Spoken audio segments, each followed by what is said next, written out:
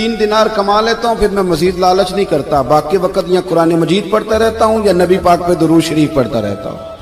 اب بتائیں تو میں نے کہا کہ افطار میرے ساتھ کر لو، کہتے ہیں میں اسے مسجد چھوڑ آیا اور خود میں لوٹ آیا، افطار کے بعد میں اسے لایا، کھانا کھلایا، عشاء پڑھی، اس کا گھر دور تھا، میں نے ڈرائنگ روم کھول دیا، بیٹھک کھول دی، وہیں وہ سو گیا۔ میری 20 سال کی معذور بچی کبھی چل نہیں سکتی تھی، کوئی طبیب کوئی حکیم میں نے چھوڑا نہیں تھا اس کو دکھایا نہ ہو، ایک ہی بیٹی وہ بھی معذور پیدائشی،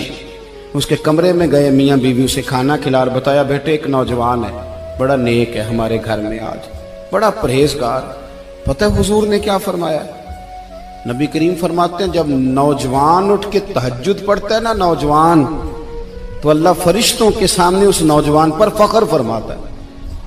اللہ فخر کرتا ہے کہ عمر دیکھو اور دیکھو یہ میری بارگاہ، اللہ فخر کرتا ہے، اللہ یعنی خدا خود میرے مجلس بود، اللہ فخر کرتا ہے۔ اب سوچے تو ہم نے اپنی بیٹی کو بتایا کہ نوجوان اور بڑا نیک ہے، تو کہتے ہیں وہ کھانا کھلا کے ہم واپس آ گئے، آدھی رات کا وقت ہوا تو دروازے پہ دستک ہوئی، بچی اپنے کمرے میں سو رہی تھی، ہم اپنے کمرے میں، وہ بیٹھک میں، گھبرا کے اٹھے کہ اس وقت کون ہے دروازے پہ؟ تو بیٹی کہنے لگی ابا دروازہ تو کھولنا۔ کہتے ہیں دروازہ کھولا تو 20 سال ہو گئے تھے بیٹی کو، کبھی اس نے چل کے نہیں دکھایا تھا، کبھی دوڑ کے ادھر جاتی کبھی ادھر آتی، کہتی الحمدللہ اللہ نے میری ٹانگیں ٹھیک کر دی۔ ہم دونوں رونے لگے، اے اللہ تو کتنا کریم ہے، کیسے ہوا بیٹے سارا کچھ؟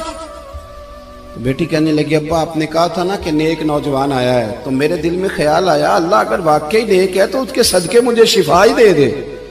یا ایھا الذین آمنوا اتقوا اللہ وابتغوا الیہ الوسیلہ، تو کہنے لگی ابھی میری دعا بھی پوری نہیں ہوئی تو رب کریم نے فضل کیا ہے اور مجھے شفا عطا کر دی۔ کہتے ہم دوڑ کے اس کے کمرے میں گئے اور جب ہم نے ہاتھ رکھا تو دروازہ پہلے سے کھلا تھا، ایک خط چھوڑ گیا تھا، آج کل کے پیر کی کرامت ہوتی تو فیس بک پہ دے دیتا، باقیوں کو بھی ذرا پتہ چلے۔ کہتے ہیں وہ خط چھوڑ گیا اپنے بستر پہ کہ اگر تم لوگوں کو مجھ سے محبت ہو گئی ہے تو میرے پیچھے نہ دوڑنا،